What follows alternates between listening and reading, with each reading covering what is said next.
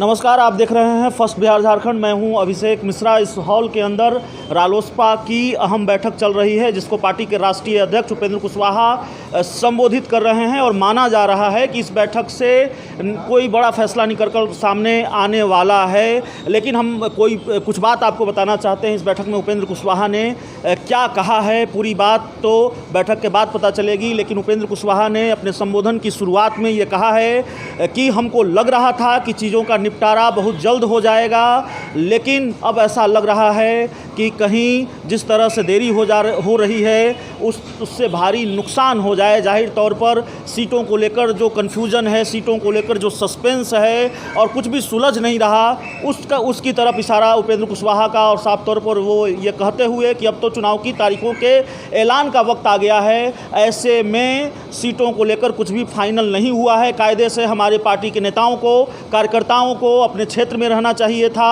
चुनाव की तैयारी में लगा होना चाहिए था, लेकिन आप लोगों को आपातकाल में यहाँ बुलाना पड़ा, इमरजेंसी में यहाँ बुलाना पड़ा। तो ये तमाम बातें हैं जिसको उपेंद्र कुशवाहा ने अपने कार्यकर्ताओं के साथ, नेताओं के साथ रखी है। उन्होंने यह भी कहा है कि लोकसभा चुनाव के समय से ही मेरी ये कोशिश रही है कि महागठबंधन एकजुट रहे, महागठबंधन में वाम दलों को साथ लाने में मेरी भूमिका है।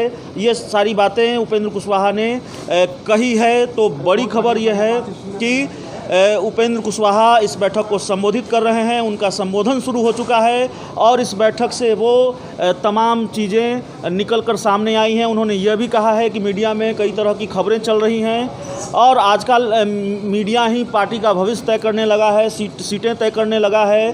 तो मीडिया की खबरों पर आप लोग ध्यान न दें। मैं आपकी पार्टी का अभिभावक हूँ, इसलिए आपको यहाँ पर बुलाया है। कुछ समस्याएं हैं जिन पर मैं आपसे चर्चा करना चाहता हूं। तो कुल मिलाकर उपेंद्र कुशवाहा ने इस सभागृह के अंदर अपने संबोधन की शुरुआत में जो कुछ भी कहा है, उसका लब्बो-लुआब यही है कि उपेंद्र कुशवाहा के बारे में जो बातें कही जा रही हैं कि वो कोई बड़ा फैसला लेंगे, तो लगता नहीं है कि वो जल्दबाजी में कोई बड़ा फैसला लेंगे या फिर आज ही किसी बड़े फैसले का ऐलान कर देंगे। सवाल भी पूछा गया उनसे, मीडिया कर्मियों ने सवाल पूछा तो उन्होंने बस इतना ही कहा, जगह भी बताएंगे, समय भी बताएंगे, वक्त भी बताएंगे, लेकिन अभी कोई बात नहीं करेंगे।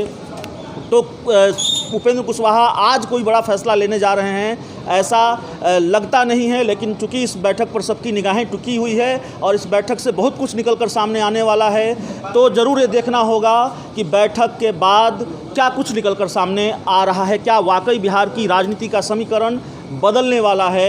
एक खास बात और बता दे जाते जाते कि उपेंद्र कुशवाहा की पार्टी की ओर से, उपेंद्र कुशवाहा की पार्टी के जो राष्ट्रीय प्रधान महासचिव हैं माधव आनंद ने यह भी कहा है कि नीतीश कुमार से भी मेरी कोई दुश्मनी नहीं है और बीजेपी से भी मेरी कोई दुश्मनी नहीं है।